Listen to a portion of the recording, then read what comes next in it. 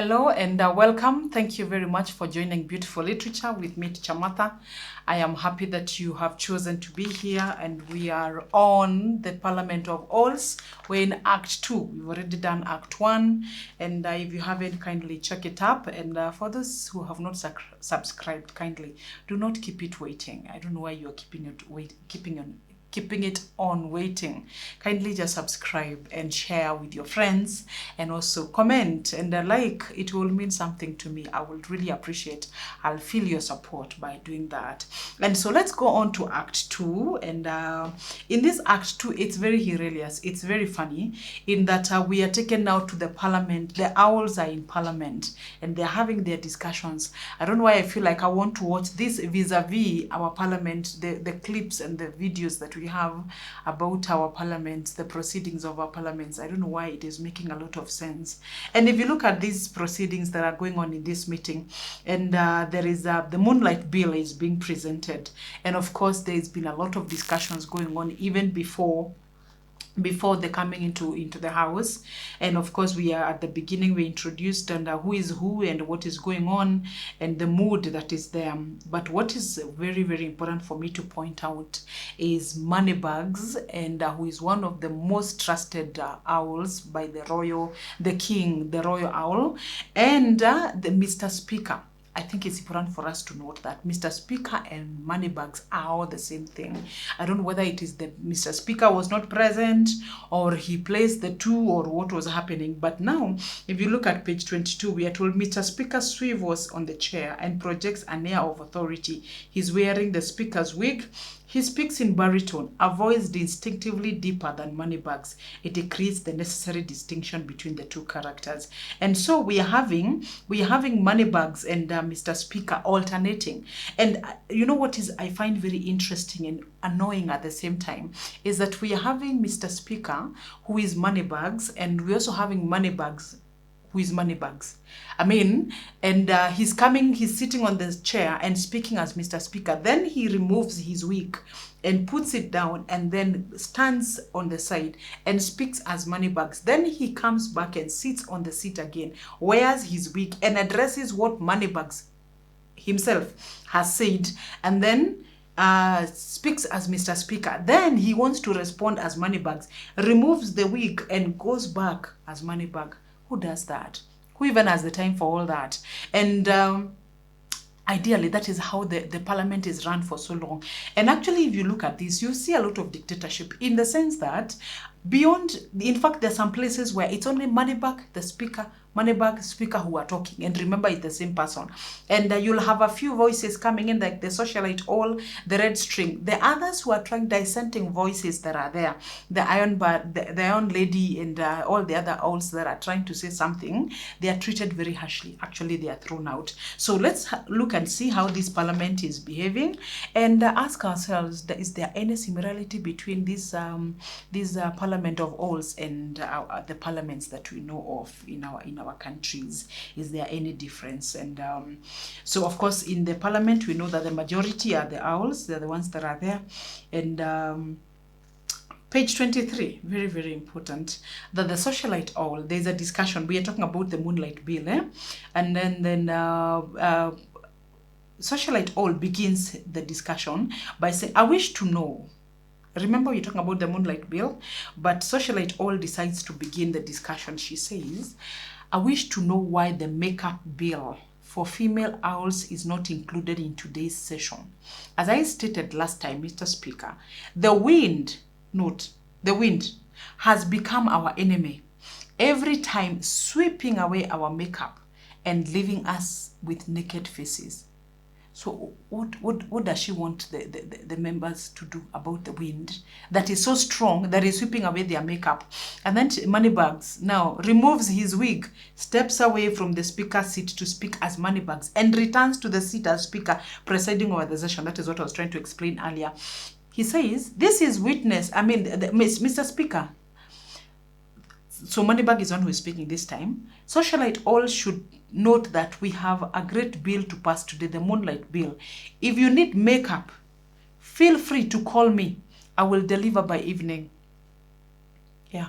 And remember that Socialite All is a girlfriend to Moneybags. So that is how the parliament is being conducted. We are having a discussion on Moonlight Bill, and how she decides to complain against the wind, and that is messing up their makeup and leaving their faces naked. And then Moneybag says, no, no, no, no. That issue of the Moneybag, the makeup, leave it to me.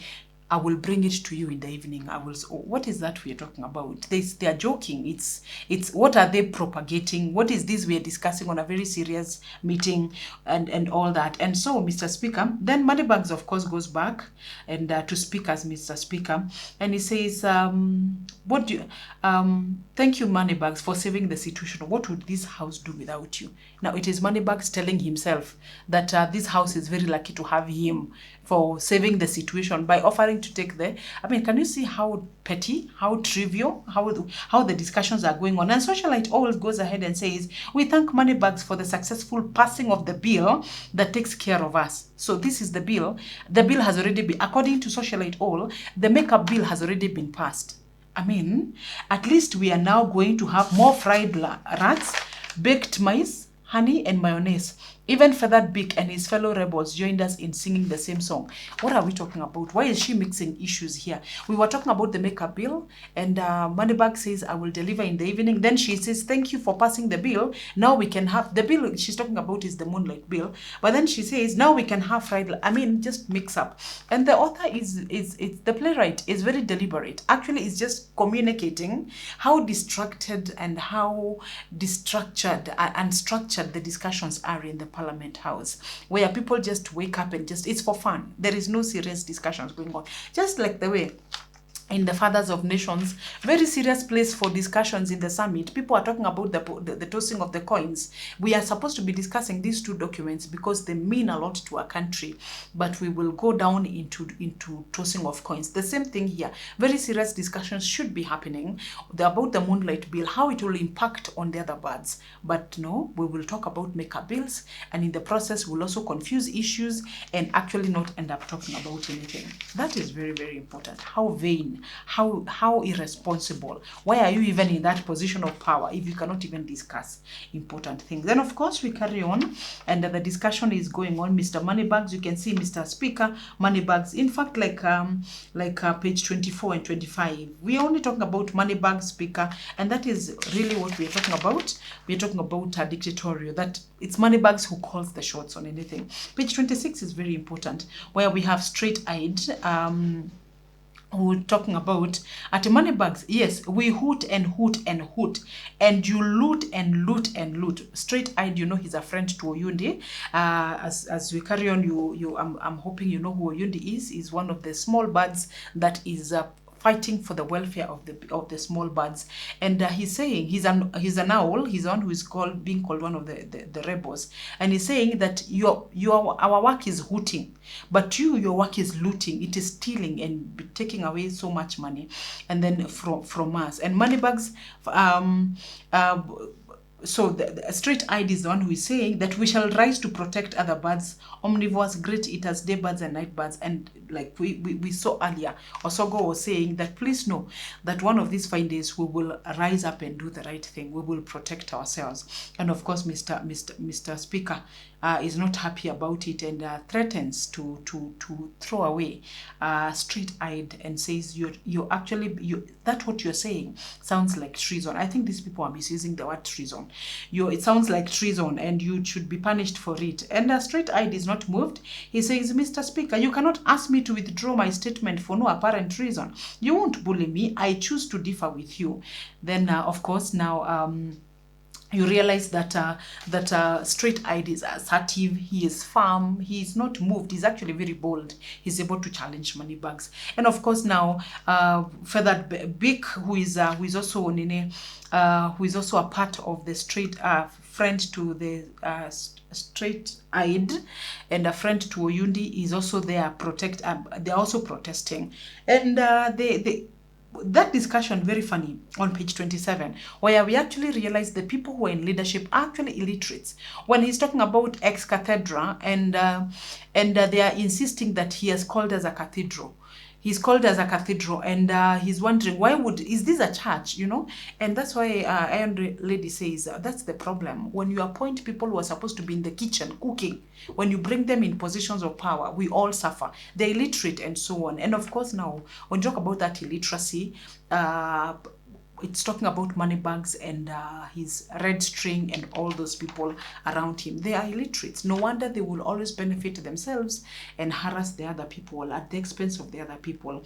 And of course, now that discussion does not go very well because they feel like they've been insulted. They feel like they are being this demeaning for them to be told they're illiterate and so on. And in page 28, we see the Iron Lady coming out very strongly and talking about, you people are talking about these funny small things, whereas are you proud that Royal Owl eats lizards every night while birds cannot find water and have to fly kilometers to find water?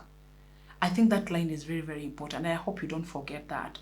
That actually, he says that you people are talking about the fried rats, you're talking about the lizards, you're talking about all this. But are you thinking about the birds out there who cannot find water? They have to fly so far away to find water. I mean, what are you talking about? And of course, now that discussion really gets out of hand because Iron Lady is convinced that she will not allow that kind of a conversation to go on without being challenged. And on page 29, of course, there is a drama going on where the Iron Lady is thrown out. Mr. Speaker stroke Moneybags and Socialite all, together with the Red String, they decided to get Iron Lady outside. And she's thrown out because she's causing havoc in the parliament. There are no discussions, just like the way we see some people being thrown out because maybe they have raised their voices over issues. And I'm hoping that as we have this conversation, you are taking your mind back to our parliament houses and back to our leaders. Are we able to see a socialite at the back of your mind?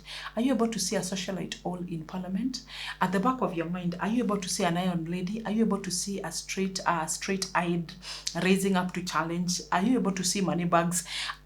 Now, that is the expectation, that in literature you're supposed to see all that and bring it into real life, and probably even advise you that next time when you're in a position where you need to make decisions, you'll do a better job, you will do better, you'll have justice and so on. And unfortunately, on page 30, we have the Moonlight Bill. It seems like it's going to pass whether we like it or not, because finally Moneybags has been told, by the way, outside parliament there are demonstrations going on. I think it's the Mandamano thing. The demonstrations are outside. The birds have gathered to protest about the Moonlight Bill, and Mr. Speaker says can you make sure that those demonstrations don't happen? But we must pass the bill, whether they like it or not. Can you imagine how that happens, that they vote in favor of the bill in the protest of the others? Can you see that on page 31, where the bill, where where is that? That is on page 32, I think, on voting time, when voting is happening. Mr. Speaker, you are out of order, Honorable Member Feathered Beak. Debate on the floor is officially closed. It is everyone's opportunity to vote. Honorable members, may as many as of a similar opinion say aye. Then the chorus, aye. Then Mr. Speaker, okay, may Feathered Beak, together with his group of rebels, on any other oaths, as many are of the contrary opinions, say nay. He does not wait for a response. So the yeas have it. And of course, now the rebel owls are hooting in protest and nobody listens. Of course, he does not even allow the nays to say something. And that is how the bill is passed. And there is nothing that they can do about it. That is on page 32. And we have the discussion going on. Some people are not very happy. Straight-eyed says, this bill, Mr. Speaker, is going to undermine the rights of birds that twitter in the moonlight and omnivores who hunt in the night. This bill is going to introduce an illegal task at time when birds are faced with imminent hunger. This bill is a way of getting funds to gag rebel owls and other birds and bury the truth and to never see the light of day. That is the truth.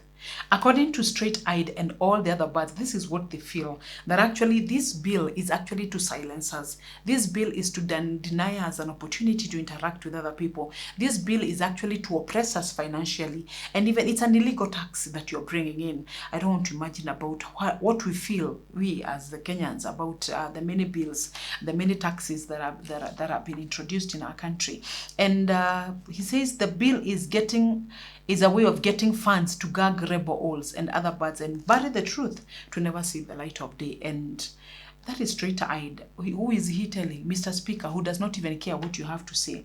And Mr. Speaker says, Honorable Straight-Eyed, the Moonlight Bill has been passed and shall protect the kingdom and our parliament of eminent danger. If you are unhappy, you may petition the committee of vouchers who I believe are already in agreement with the spirit and the letter of the new law. Isn't that the case, Moneybags? Can you imagine Speaker is asking Moneybags and the Moneybags is responding to Speaker, and they're the same people? Can you imagine what confusion that is about?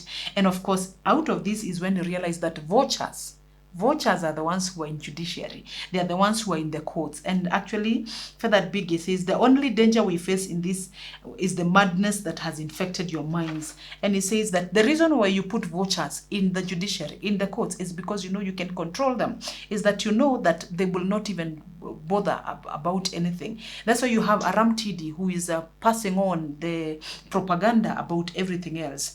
And so they're saying there's no need of even going to the vouchers. There's no need of even going to the courts, because even if we go, we'll find vouchers who are already in support of you, who are in your payroll. Why would you even bother to do something like that? And looking at this part, it's very, very sad. It's actually so sad that these birds, they feel so helpless that they can't do anything about it. And as they continue to complain, the Iron Lady, you can see the Lion Lady speaking very seriously and saying, Mr. Speaker, I am reliably informed that the new law is a secret ploy by Moneybags to loot funds from the coffers of birds and channel them to his private investments in unknown trees in deep forests. Does that sound familiar? By passing this law, you have inaugurated theft and robbery with violence, because this is actually what will happen. According to Iron Lady, what you have done, this bill, it's actually stealing from the birds, robbery with violence. And this money will not even go to anyone. It will go to a single man's pocket, Moneybags. And this will go to your private investments. You will go and do things in those trees where you, deep in the forest, where you have your investments. And of course, now bring that into a real life situation and interpret that way. And of course, Mr. Speaker, very serious allegations, Moneybags. Can you respond to these allegations? Can you imagine? Allegations, and Moneybags, of course, says nothing can be further from the truth. Are these owls accusing royal trees of corruption and theft? Do you see the level of impunity portrayed by these arrogant liars? Does it mean that if you do not make it to the royal owls cabinet, then you fight royal owl forever? You know, and that's that a line that we use. That the reason why you're fighting is because you're not in government. The reason why you're fighting is because you're not in leadership. Otherwise, if you're in leadership, you'd have kept quiet. And so as we talk about this, it's important for us to keep highlighting of the issues that are going on between, in this parliament, the discussions that are going on, because they're not helping anyone. They're not going to assist the birds. They're not going to help them at all. Their intention is to benefit and to enrich a few people. And I hope we are together up to that. And the bill is already passed. Page 36, we're talking about Moneybags and Red String are having a conversation. This is another high level of betrayal where we have Moneybags, Money String, Red String and Moneybags. They are talking about Aramiti and asking, did you send him to go do whatever he needs to do and all that? And there's a very despising discussion between Red String, Moneybags and Socialite all. They're actually making fun of Aramiti and saying, this is a sycophant. Whatever you tell him to do, he will do. He will not even question. And then Red String says, can you imagine that he was thinking that hornbills can be considered as the owls that can be put in a position of power, in a position of leadership? And they were laughing and they were wondering, what is wrong with him? Is he mad? What makes him think that that we could even consider hornbills as the owls? They're not important. And of course, on page 38 is where we see a lot of deception, issues of mistrust coming in, when Red String says, that is what we must do to deal with Aramiti. Once he accomplishes our mission, we will not pay him even a single cent. We must he must stay away from royal trees. And then Moneybag says, why would we pay him? About homecoming, get him to spread the word. Royal Owl shall address all birds at sunset tomorrow. All birds must attend. Imagine that actually they actually are planning how to betray him and saying, let him just go past the word. But trust me, there is nothing. He cannot get paid for anything. He thinks he'll be given preferential treatment. We will not even think about it, because why should you even think about, why should you even consider him? And of course, in page 40, we have the conversation on between the Red String and Moneybags, and we continue to see their heart. We continue to see their evil mind. How these two are just something else. And but they at this point is when he says he's actually praising Royal All, our parliament. He's doing exactly what we know best. And of course, we feel very bad. We feel very bad for Aramiti, because he doesn't know that he's being used. And there's a point, Red String on page 40 says, I agree. However, moonlight law will deal with the birds like Osogo and Oyundi. And so then says, even Aramiti will also be affected by the law, but he doesn't know that. And so it dawns on Red String and Moneybags that the song that Aramiti is singing, it's actually not their song. He's actually singing the freedom song. That is on page 42. Moneybags says, that is freedom song. Why is Aramiti singing a freedom song at a time when the birds are planning to stage a struggle for freedom against us? Does it make any sense? And of course, this is when they realize actually things have turned. Aramiti, who they thought will do anything for them, he's a sycophant, he's greedy, he's materialistic, he can do anything for them. Actually, he has turned. It's actually now Aramiti is speaking on behalf of the other birds with coded language, of course. And remember, there are demonstrations going on. The birds are agitated because of the moonlight bill, and he's wondering, why is he singing this freedom song, a song they sing when they need to be freed from issues? Why is he singing this song when there's demonstrations going on? And then on page 44, we come across now the Black String comes in, and they are blaming each other with Red String, that you're the one who told me Aramiti can do a good job. No, you're the one who said Aramiti can be trusted. And of course, now that is what happens even in politics. Nobody wants to take responsibility. Nobody wants to own it up and say that, by the way, I was wrong. It is me who made that mistake. And of course, now page 44, we are told they want to protest against the moonlight law and the number of laws our parliament has passed before. They say this, our parliament only serves the owls. And so he says we will not allow illegal demonstrations on our streets, on our air, or upon our trees. And really that is his stand, that I don't care whether they are demonstrating or not. And of course, Black String is asking them, so what do we do? How do we respond to that? And of course, Moneybag is getting bored. He's getting tired. This man does not even get to understand what I'm telling him. And he says, what you need to do is just pretend, lie low and make everybody believes you're retreating. Sing peace songs as you prepare to ambush. Just pretend that everything is okay, that you're defeated. Just when they think that they have won, now show up and actually attack them when they least expect it. That was Moneybag's strategy. And we are told on page 45, Black String says, what do we do now? We cannot stop the night birds, can we? And he goes ahead. Moneybags actually gets upset by that statement. He says, we can turn them into minced meat for our breakfast early in the morning. We can swallow up their eggs and wipe them out overnight. Will the kingdom stop running? No. Will we stop flying? No. Life will continue. You know, this is our kingdom and this is our parliament. I do not want to hear about that demonstration ever again. And you can see how Moneybag is so entitled. I mean, he is on top of the world. Everything, he feels very powerful. That actually the night birds, however many you are, he really doesn't care. He knows and he's convinced that he can be able to deal with you.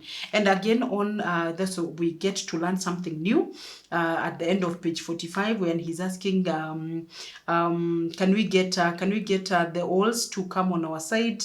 Do we have an ally in the vultures and the crows? And he says, no, we don't have, because we shortchanged the vultures and grabbed the sacred trees from crows and converted it into our secret surveillance tower controlled by One Eye and your son. That is one thing. That one-eyed is like more of a TV station and just surveillance and all that. And Wait, those are rumors. Let me repeat there. We should change the vultures and grabbed the sacred trees from the crows and converted it into a secret surveillance tower controlled by one-eyed and your son. So that also means that there is a lot of nepotism going on, where we have the son of Moneybags is the one who is running the surveillance tower, and together with one-eyed and so on. And we displaced 10 families of crows. 10. They have always been bitter. And so, can you imagine how Moneybag responds to that? That, do I care whether or not the crows were displaced? He really doesn't care. Whether they get displaced or not, that is not any of his problem.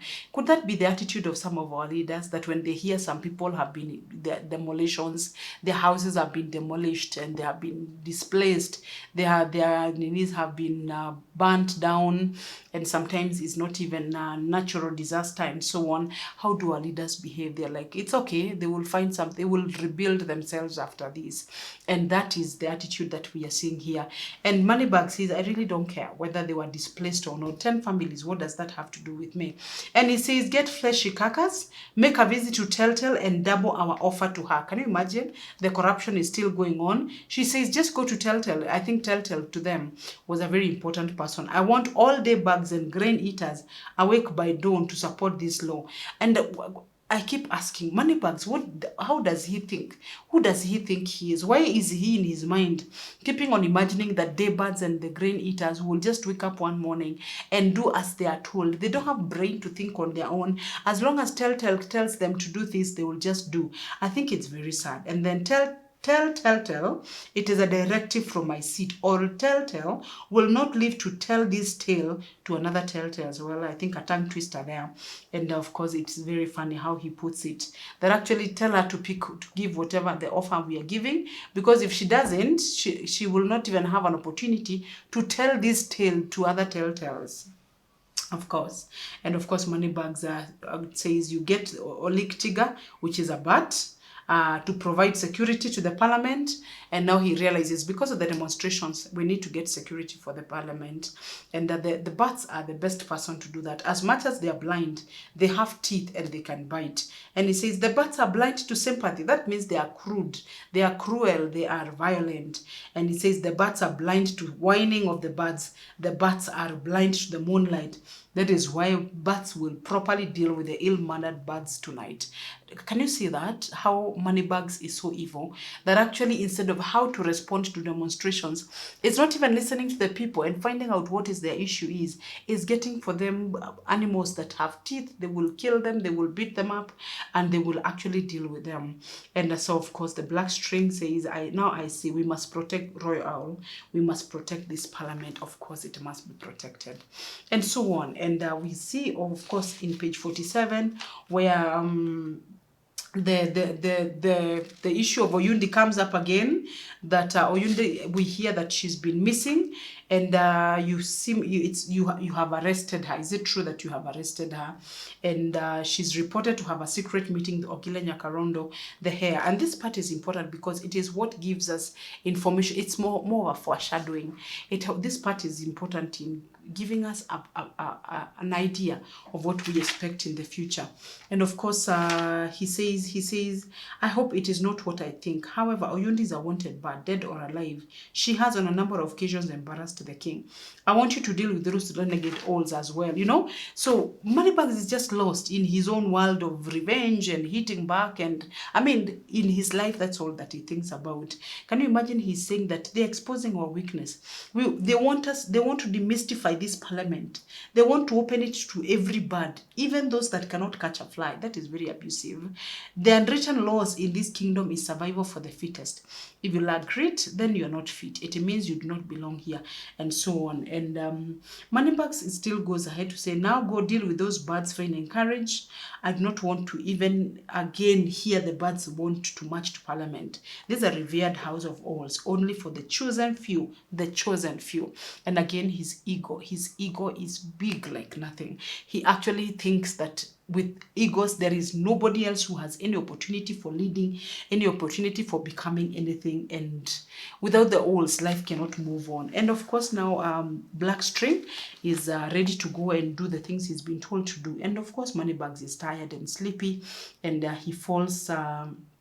closes his eyes, and before he closes his eyes, he's actually thinking about how much he has worked so hard, and Royal Owl should be very happy and actually should actually give him a tender. There's a tender he wanted, he was looking for to get, and that tender is to provide tender care to the little birds day and night. This man is busy. He wants to be everywhere. He wants to do everything.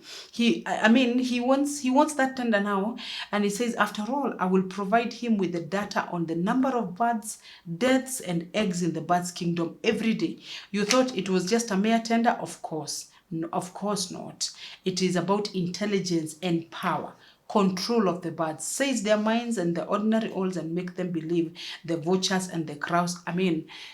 I don't think Moneybags ever gets to sleep. In his mind, he's always thinking, how can I have more control? How can I have more power? How can I have more say? How can I bring in more money? How can I make their lives miserable? That is how it looks. And he goes, but here we are also noting something very funny when he says that, but if the king chooses to award the tender to one of his mistresses, I will not take it very lightly. So even the royal owl also has mistresses, just like the way Moneybag has socialized all as his mistress. And with that, he falls asleep. And of course, there's a voice that speaks to him, and this voice is the voice of Oyundi. This voice is very important. This discussion is very, very important, because in this conversation is when it's more of a premonition. Is it a premonition or a foreshadowing? We get to hear what exactly, when we hear Oyundi speaking these things, that is on page 51, where they are conversing with Moneybags, and where he's saying, Oyundi says, I'm right inside the parliament. He says, no, let's begin with page 50. He says, you cunning bird, you cross our borders to work with our enemies and enemies of our allies, you little bird. I tell you, it's just a matter of time. Then Oyundi says, I'm right inside your parliament, right inside your revered parliament of owls. Haha. Then it is not possible. Our parliament is revered trees of owls. Not all birds can access it. More so, hopeless little birds like you. Oyundi says, I'm right. I want you to note this, because in the future, we will be able to see that actually it is true. Oyundi was actually right inside the royal palace. The things she's talking about, the things she's revealing about the king, this girl was already in that palace and knew so much. And she says, I'm right inside the royal palace. The king is asleep. The golden bead is gone. Moneybag shakes. No, what do you mean? The golden bead is a royal secret. No bird like you can know anything about it. But says, but I do. I know its power. I know what it is capable of doing. And Moneybags, of course, never try to threaten me. I am powerful. The instruments of power lie in my hands. Then Oyundi says, this is very important for you to note. You're misleading yourself. Can you hear the birds out there? They are coming here to this parliament. They are coming to take over and create an institution that believes in the rights of all the birds across this kingdom. Day birds and night birds, grain eaters and omnivores. We shall abandon all the laws that you have passed in favor of the owls. This moonlight law will not see the light of day. The fried frogs of the owls law shall be declared null and void. The law that created royal trees, which legalized your tree grabbing habit, will become illegal. We shall kick your mercenaries out of this kingdom. We shall deal with the python and olik tiger. Moneybags, we will make this kingdom great again. Okay? Now, that is total foreshadowing. Oyundi is actually taking us to what in Act 5. In Act 5 is where we find this happening. All these things she's talked about are happening in Act 5. And of course, Moneybags nonsense. Just a matter of time before we get hold of that little tale of yours. And of course, Osogo now comes in also.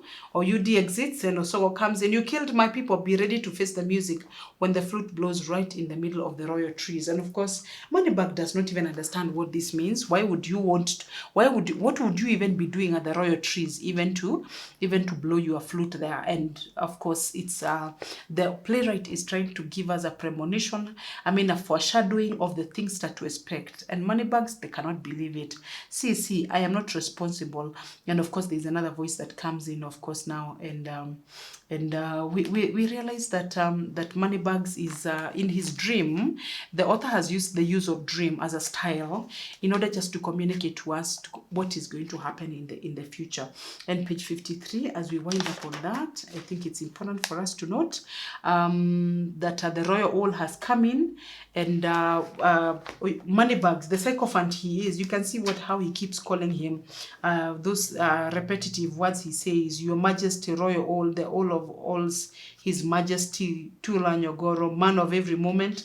Then royal owl tells, don't call me a man. I don't want to be associated with a man. Then he repeats the same thing and changes it from man to bird. I think it's very annoying, and so on. And there's a conversation between moneybags and the royal owl, and actually they're talking about the moon and all that. But I don't want to get into that. But I want to raise page 56. Where royal owl says, we call that an impression, moneybags. We create such impressions by weaving conspiracy theories and propaganda. Well, we have the gods to thank. They created us intelligent. We, the owls. The gods chose us to rule this kingdom because of our intelligence. You know how we rule, moneybags? We create ideas and then create impressions, then make these impressions look real, even though they are not real. However, the fact that they are not real, makes them real, because we make the ordinary owls believe they are surrounded by enemies. I mean, isn't that powerful? What politicians do to us common people, they actually just come up with ideas. They come with impressions. They come with propaganda. They come with theories. They come with policies. They come up with issues we don't even understand. We are not able to tell what is true, what is not true, what is false, what is not. And actually we get so manipulated. By the end of the day, we just sing their song. They look so real. But actually their work they're doing is just creating those things, those propagandas, those ideas, those impressions. And they pass them on to us and actually leave us so confused. By the end of the day, we are not able to think about anything or even to respond to any of their issues, because sometimes we're not able to tell whether is it true or is it not true. And page 58, there's a voice that tells the royal moneybags, a royal owl has deserted you. We shall seize the parliament of owls, all parliament trees and royal trees before sunrise. All birds are tired of you. Look, you have, and that is premonition again. It's foreshadowing, where he's actually being told by the voice, this is what will happen to you. And page 59, it's important for me to mention that still on the same, where when he's told that, he says, this will never happen again. He says, come on, all birds shall perch on your parliament this dawn. We are tired of hooting and looting. Then he says, that voice says, and we shall charge you in the courts where the judge shall be none other than Osogo. Oyundi shall prosecute you for all the sins you have committed against the birds of this kingdom. You murdered the family of Osogo and danced on their graves. You contracted on behalf of royal trees, Olik Tiga, the animal with teeth, to offer security to your parliament. An animal with teeth, that is strictly taboo. Then Moneybag says, no, Olik Tiga is just another lovely bird, lovely night bird. I do not know about Osogo the weaver. I mean, out of this we realize that these birds, the author, the playwright, is actually preparing us and letting us know that actually there are things that are going to happen. And these things, when they happen, there will be a complete change of events. And of course, now Veteran P comes in, and this is when we get to know that Aramiti has been killed. And what happened to him? He dies. And of course, Moneybags does not even pretend that he's actually very surprised that Aramiti is dead. And you can see, and where is... he says, that is on page 61. He says, he's dead. He has been found floating in the river. It is said that he killed himself. He was fighting his own reflection. He bled to death. There is no ambulance to take him to the hospital. Night Girl apparently said she was under instructions not to use the ambulance until 7 nights after the passing of the moonlight law. So Aramtidi died. Just like that. Can you imagine that Aramtidi, the reason why he could not get well is because there was no ambulance to take him to the hospital. Why wasn't there no ambulance? Because the people handling the ambulance were told to wait for 7 nights until after the passing of the moonlight law. What does that have to do? What does that have to do with anything? And so, of course, talking about negligence, talking about sense of irresponsibility and so on, even in the medical field, interference and so on. And by the end of the day, Nani is not, he's not moved. Actually, he pretends. Look at that part, page 61. Turns to the audience, smiles, then turns to veteran P. Why is he smiling? Because he's the one who's killed Aramiti. He's the one who's caused his death. He says, may his soul rest in peace. Aramiti was one of our most loyal foot soldiers, steadfast and committed towards having a better kingdom, bad kingdom. He stood with us for what is right. He exploited his talent to support the great policies of this parliament with the support of the royalties. Our condolences to the family of Aramtidi and the entire clan of Groundhound Bills. We shall dearly miss him. Again, veteran P, may his soul rest in peace. He's saying that and he's smiling because he knows what killed him, but he's only doing this for a public show. And of course, veteran P wants to know, may I ask, it is rumored by a section of birds that he said, I don't want to hear birds. I don't want to hear about birds.